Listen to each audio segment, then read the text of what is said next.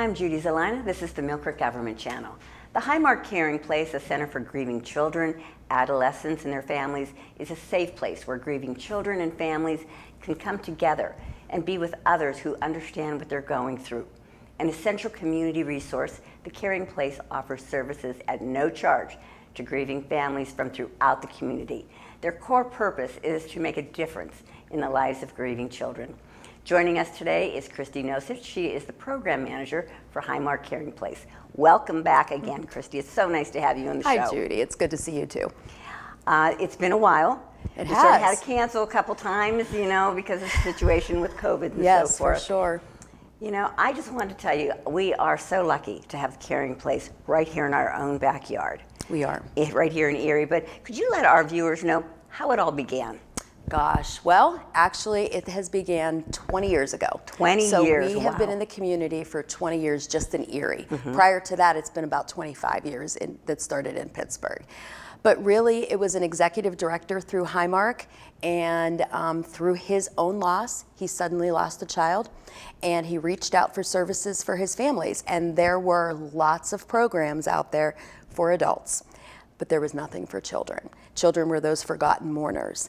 And so he took his grief and turned it into something for the good and started the Caring Place program through research through across the nation. And we're certainly glad he did. We are. I mean, you really are an asset to the community.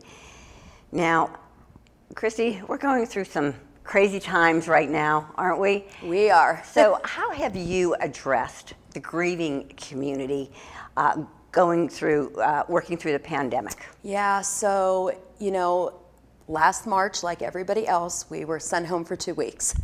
And then that turned into a month, and, we're still home. So at that time, we were running groups, and we knew, we had to send all of our families home. And they were in the middle of trying to address their grief, and suddenly the pandemic hit, right?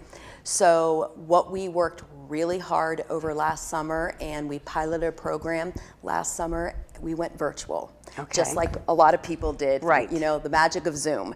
And so we were able to start to address families' grief through Zoom, through a virtual account, and connecting people across our state, because there are 4 caring places across the state. So what's been really great is children and adults have met people, from Hershey down to Pittsburgh up to Erie. So it's been great. Now, have all of the children or the adults, are they able to do virtual? Did you run into a problem with anybody that wasn't able to, didn't have a computer, didn't have the knowledge? Yes. And how did you address that? Well, Highmark, what a blessing, because they donated lots of computers for families Did they who didn't. really? Yes.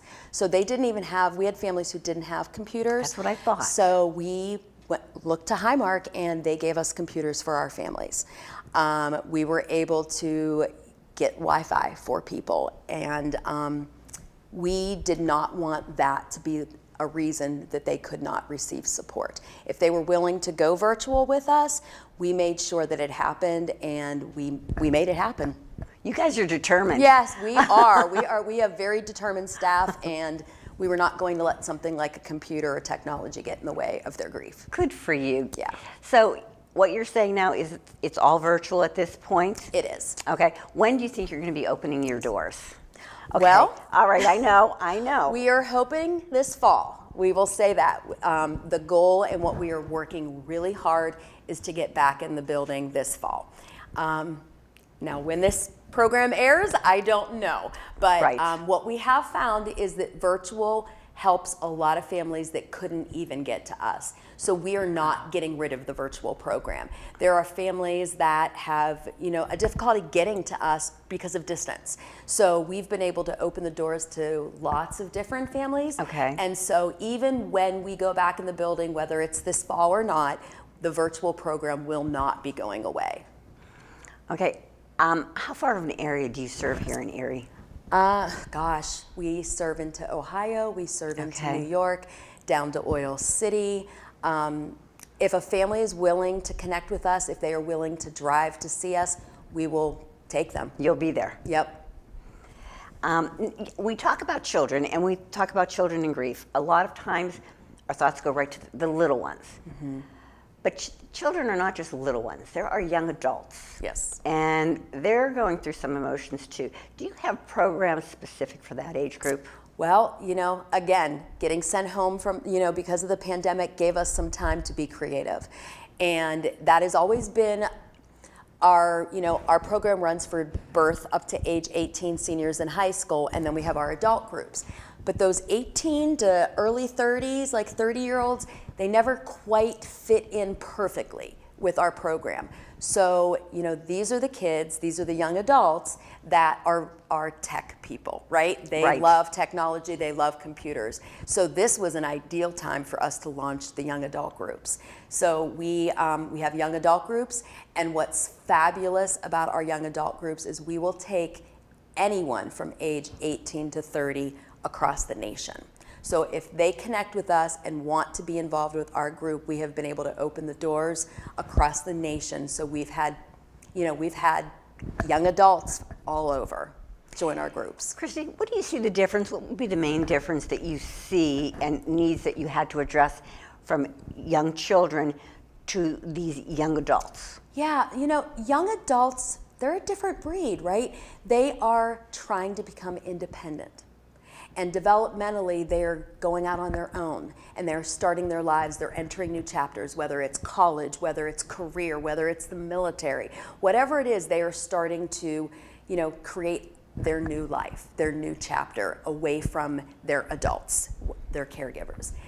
And when people are missing out of their lives and are not there to kind of cheer them on as supports, as we know, and I'm sure you can think of back at those early 20s, right. It's not an easy time. No, for it us. isn't. And it's challenging. And so when you're missing somebody at that age, that developmental age right there, and trying to start your next launch, and you're grieving, and you don't have the supports there, it can be really difficult for those young adults. I am so glad you recognize that. Yes. Because I sit there and I think of like my granddaughters in, 18 and going to be 22, and you're right. If something had happened, they are a different niche. Mm-hmm. They aren't the elementary or high school. They're in a different realm altogether. Definitely. So kudos to you. Thank you. See what happens when you have some spare time? We've had lots of spare time. I'm just kidding. No, you guys. I don't think we've worked harder than we ever have this past year. I would have to say, I think it's harder, the virtual, and you have to become more creative. Sure. And you guys are doing it. Yes, we are. Let's talk about Grief Awareness Day. Yes. Okay, that is a big thing for you guys. Can you tell our viewers what exactly that entails, and how do you celebrate it or observe it? Yeah, so Children's Grief Awareness Day, and I know I said this to you before, was started in Erie many years ago. Yes. And it came from the idea of a young elementary school student. We recognize cancer awareness and Alzheimer's and epilepsy, and there's lots of good causes out there. But one little boy and a group of his friends said, why don't we recognize the needs of kids that are losing someone in their lives? And so Children's Grief Awareness Day was started many years ago. It is always the third Thursday of November. Typically, we've done open houses for our families and things like that, but again, we had to be creative last year, so we went virtual, which was the first time, and we had a whole virtual program on our website and on Facebook. So you can join us on Facebook throughout the day on Children's Grief Awareness Day. Schools got involved with us, again, in a virtual way. We had a drive-through event for our families. So even though they couldn't come to us, we decided hey, that's not gonna stop us. So we opened up our parking lot. We had care bags for them, pizzas, and lots of things for them to do some activities as a family.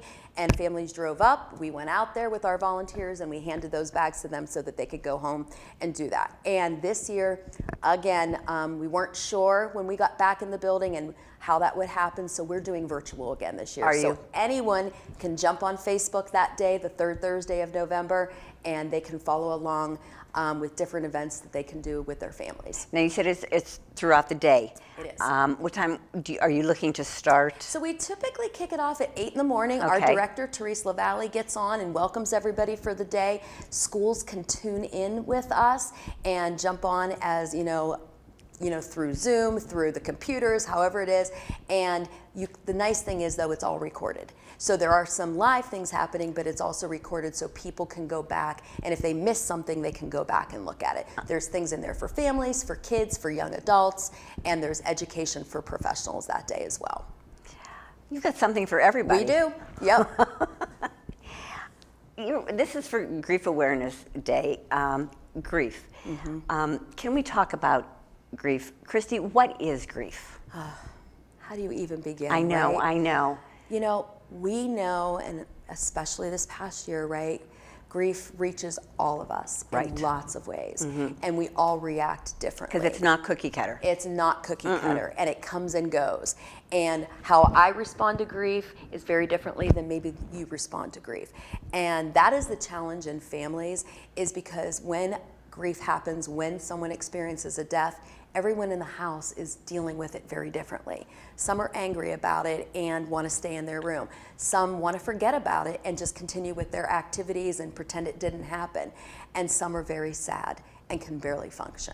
And so what we do is, what's important about grief is to know that however you're experiencing it is okay.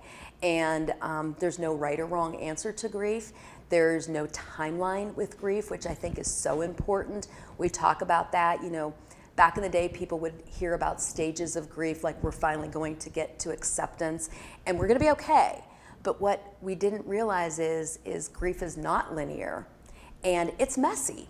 It's messy. It's all squished up, and it doesn't happen the way that we wish it would. And so what we recognize is the importance of how families need to look at their own grief, individuals need to look at their own grief and kind of take that journey. And that's what the Caring Place is there for, is to really sit with those families, sit with those kids, the adults, the young adults, and be with them and companion with them and allow them to be where they're at. And I think that's so important, because especially the younger one, well, no, all age groups. You don't know if what you're feeling is normal. It is for you, but again, like you said, but not for you. And I think it's wonderful to be able to talk with someone who has been where you're at.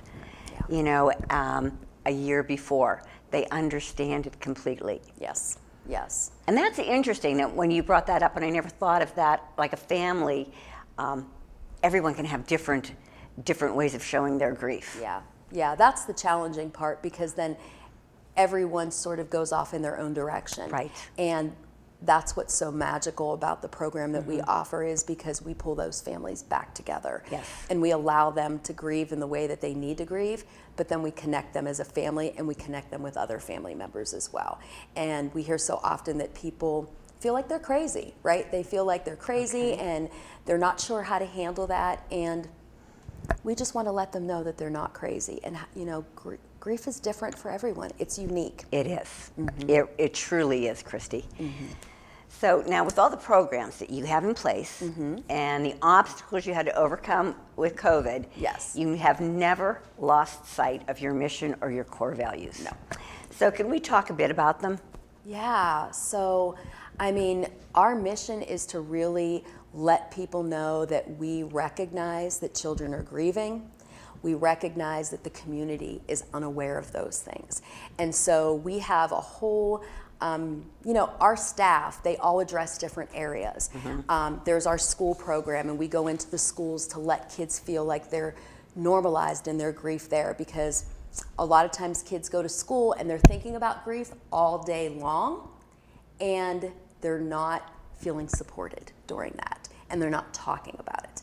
We have our outreach team that their goal is to really go out into the community and let kids know, or let professionals and adults and children and everybody out there, that grief is okay and people need to support others that are grieving. And that is probably so critical for us, is to know that we want to go out there and educate anyone who will listen to us that those children are not forgotten. And so often people want to minimize, because their grief is so different. Children's grief is so different. And people a lot of times don't recognize that about And do you think the children don't even recognize what they're going through because it is such a foreign a feeling that they just they don't know what's happening to them? Sure. Yeah, they don't recognize it. And, you know, sometimes kids will come in there and, you know, they've got their hoodies up at the caring place and I don't need this support, especially our older ones, our teens.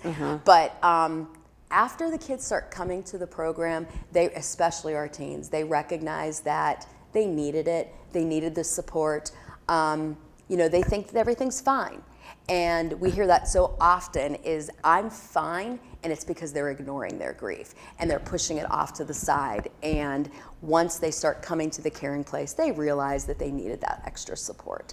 Christy, you said that they push it aside. What could be some of the dangers in the future if you just keep your grief hidden and don't address it, don't work through it? What could happen? Oh, it's going to come back. It's going to come back and cause trust issues with families, with children. You know, losing a parent is really difficult. And when you lose a parent, think about children who are developing, right? So losing a parent as a 5-year-old is very different when you turn 12. We had a young man who came to the caring place who was 12 years old, and he came through our program. He thought like he was good, right? His mom called us 4 years later because he was 16, and he was having such a difficult time because his dad promised him, I'm going to teach you how to drive when you turn 16. Dad died. Oh. And so he didn't have the opportunity to teach his 16-year-old now that he was 16. So that grief comes back through milestones in our lives. And so grief doesn't go away, it just keeps coming back. And if you don't learn to cope with that and kind of embrace that ride along your grief and learn how to kind of manage your grief through that journey, then it can be really detrimental to families and to, you know, children and adults. You have so many programs. You know, we're talking about different grief in different age groups. So, tell our viewers about specifically about some of your programs and how they work and what you're looking for someone to get from that program. Are you talking like as far as like the programs that we offer in the caring place? Yes. I mean, obviously it's our support groups. That is the main piece Okay. of what we do is our support groups. And you know, those are again for children from birth up to age 18 and then also the adults. But we also have our virtual program, and what, again, like we talked about, what we've been able to incorporate is a preschool family program. Oh, okay. And so that has been super cool because we have little preschoolers on screen because we didn't want to forget about their grief as well. Right. And their caregivers. And so they're on Zoom together, and I just recently did a preschool family group, and it was great to see these little preschoolers talking about, you know, their little baby sister who died with mom right by their side. And so that gave them a connection and a chance to talk about those things. So we have that. Again, we have our young adult group. Right. We also have, one of the biggest things that our outreach department and staff do is they go out and educate, right? They go out in the community. Well, the past year, we weren't able to do that. And so what we did over the past year is we have created webinars. And once a month, the Caring Place offers free webinars for anyone in the community, whether it's a professional, whether it's a family. They're geared towards preschoolers' grief and how to play with grief. It's dealing with young adult grief, adult grief. There's all different subject areas, and once a month we offer that as a way of logging in for an hour on a Zoom account. You sign up and register. Again, it's for free, and it's to educate you as a family, as a community, or as a professional. What a great idea. Yeah. That really is. Yeah, and actually what's really exciting for us is this September, we're going to be offering a free conference, and this is our first ever. We're partnering with lots of community experts in Pittsburgh and Central and in Erie, and we're offering a free conference virtually for professionals There are CEUs, which are really big for people. If you're licensed, you need to keep up with your credentials. Okay. And so you have to get CEUs, and so we're offering all of that for free. And as of today, the conference is on September 22nd, and I think I sent you information about that. But as of today, we have over 300 people registered for it already. Oh my gosh. Yeah. Wow. Well, I know too that you guys all do a wonderful job, amazing job, but there's always a need for volunteers. And what would some of the volunteers, what are some of the things that you look to have a volunteer help you with? So we have 7 staff at the Caring Place. 7? 7, yes. And one of them is our office coordinator, so she actually doesn't even do like group work. Okay. So there's really 6 of us that are running the groups. So we rely on volunteers extremely. And we have about 100 plus, 150. Now, over this past year and a half, we've had some that have, we haven't been able to use our volunteers. Right. So when we had the drive-through event, when we had packing of bags for families, because with our virtual groups, we mail out boxes to our families with all the materials that they're going to need, because they're going to need paper, markers, crayons, and stuff like that. So we mail it to them. So we've used volunteers to help us pack up some of those boxes. Okay. So over the past year and a half, some of our volunteers have, moved away. Some of them, again, right now is not the best time for them to volunteer, and we have recently trained some volunteers to do our virtual programs as well. And again, we're hoping to get back into our building. And these volunteers, the staff kind of oversee everything, and we help and train volunteers, but our volunteers are the ones that are in the kids groups and the adult groups running the groups. I'll tell you, your staff, your volunteers, everyone does such an amazing job. Yeah. I know I've told you this so many times. I'm so thankful that you're out there. Thank you. Because everybody has, experienced grief at some time in our life, and it's not easy. No, it's not. It's very difficult. If someone has any more questions, Christy, or really watching this program wants to reach out to you, Sure. How can they get a hold of the Caring Place? Yeah, so they can go on our website, and there's certainly a way that they can contact us. There's Okay. a connection that way. They can call us at 814-871-6868. We will get them connected with one of our grief specialists that work at the Caring Place and help them, whether it's looking for grief counseling, being involved with our program, volunteering. There's always lots of ways to be involved with the Caring Place, whether it's as a family member or as a support for us. Christy, thank you so much for joining us on the program. I love the new programs that you've implemented. Thank you. You guys are always thinking. You're always reaching out, including everybody, and looking for more ways that you can help the community. You're doing a marvelous job. We talked, viewers, and I would really love to go and take a tour of the Caring Place with Christy. Yep. And this way you could actually see what she's been talking about and what we're so proud to have right here in Erie, Pennsylvania. So, Christy, thank you so much for being on the program. You're welcome. It was great to have us, and I look forward to taking you back down to the Caring Place. Good. Viewers, thank you so much for tuning into the Millcreek Government Channel. If you have any questions or want more information, check out their website. It's got tons of info. So until next time, have a wonderful day.